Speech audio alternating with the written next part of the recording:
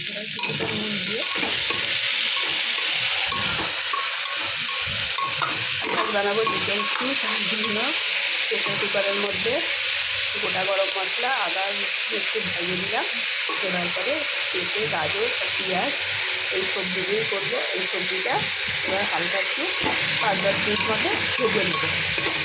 আর চিকেনগুলো আমি আগে থাকতে একটু লেবু আর নুন দিয়ে ম্যারিনেশন করে রেখে দিয়েছি।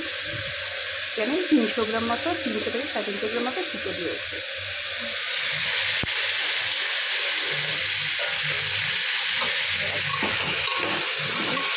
একটু নুন দিয়েছি, নুন দিয়ে নেড়ে চেড়ে নিয়ে এবার চিকেনগুলো আমি দিয়ে দেবো।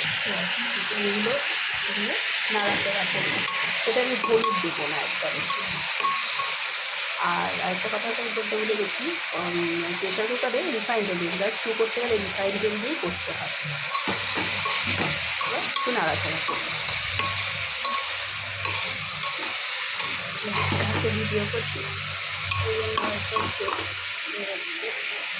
এবার আমি এর মধ্যে একটু গরম জল করে রাখা ছিল, ওটা দিয়ে 3টে সিটি করা অবধি অপেক্ষা করব।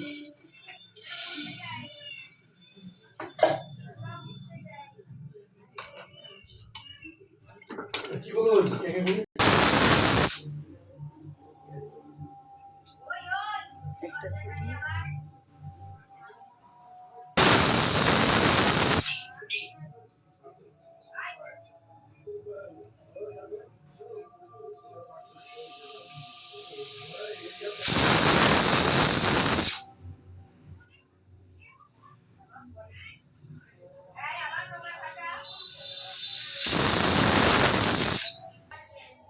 এবার বাটার আর গোলমরিচ গুঁড়ো দিয়ে নামিয়ে নিলে, বাটার আর গোলমরিচ দিয়ে একটু বাটারটা গলা অবধি একটু নাড়াচাড়া করলে রেডি হয়ে গেল আমার গরম গরম চিকেন স্টু। এটা সর্দির মুখে বা জ্বর টর হলে বাচ্চা থেকে বড় সবাইকে নিশ্চিন্তে দেওয়া যেতে পারে, এতে কোনো অসুবিধা নেই।